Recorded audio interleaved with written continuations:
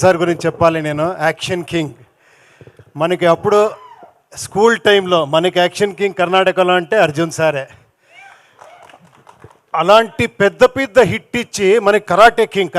అప్పుడు కరాటే అంటే అంత ఫేమస్, బ్రూస్లీ గీస్లీ వచ్చిన టైము.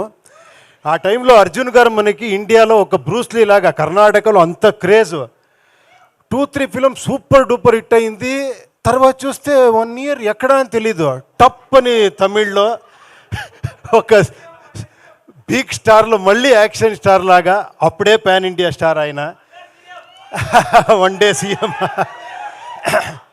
నాకు ఎలా అంటే ఫస్ట్ ఆఫర్, నేను కాలేజీలో చదివే టైంలో నాకు ఫస్ట్ డైలాగ్ రైటర్గా ఆఫర్ ఇచ్చిన గ్రేట్ ఫ్రెండ్, నాకు గ్రేట్ ఇన్స్పిరేషన్ సార్ మీరు నాకు రియల్గా.